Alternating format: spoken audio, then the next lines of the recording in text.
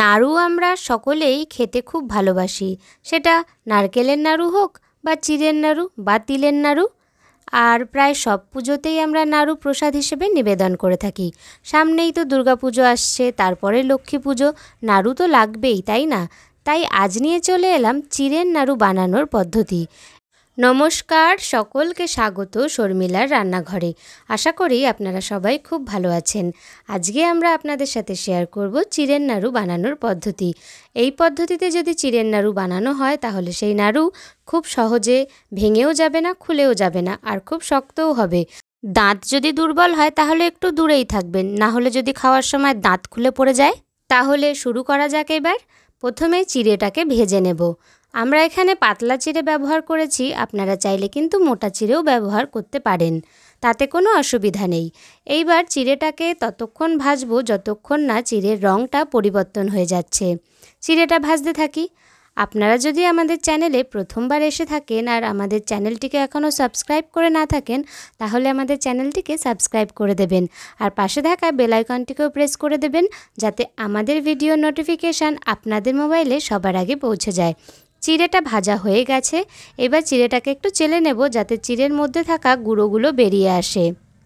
তাহলে চিড়ের নাড়ুটা দেখতেও সুন্দর হবে আর খেতেও ভালো হবে। এরকমভাবে এটাকে চেলে নিচ্ছি, আর দেখুন কতটা পরিমাণে গুঁড়ো বেরিয়েছে। এই গুঁড়োগুলো ফেলে দেব। এইবার চলে যাওয়া যাক নাড়ু বানানোর পরবর্তী ধাপে।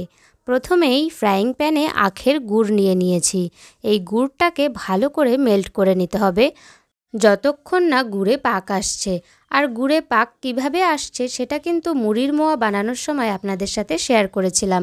আপনারা যদি দেখে না থাকেন, আমি তার লিংক ডেসক্রিপশানে দিয়ে দেবো, আপনারা গিয়ে দেখে আসতে পারেন।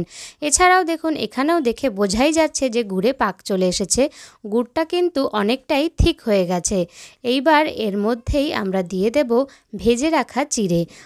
তারপরে চিড়ে আর গুড় ভালো করে মিশিয়ে নেব। আর এর মধ্যে একটু রোস্টেড বাদামও দিয়ে দিচ্ছি। বাদামটাকে একটু গুঁড়ো করে নিয়েছিলাম, যাতে নাড়ু বানানোর সময় প্রত্যেকটা নাড়ুর মধ্যেই বাদাম থাকে।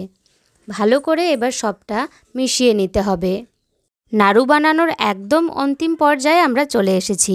মনে রাখতে হবে, এই চিড়ের নাড়ু বানানোর সময় কিন্তু একদম গরম গরম অবস্থায় থাকতেই নাড়ুটা পাকিয়ে নিতে হবে।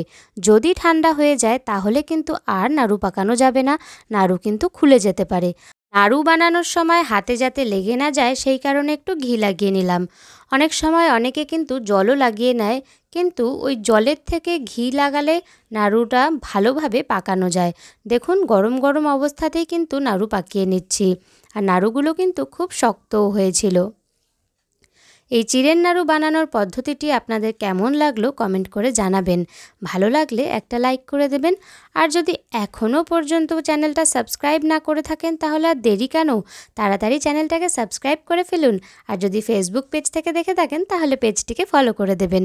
আবারও চলে আসবো অন্য কোনো রান্নার রেসিপি নিয়ে। আজ তাহলে আসি। সকলকে অনেক অনেক ধন্যবাদ ভিডিওটি শেষ পর্যন্ত দেখার জন্য।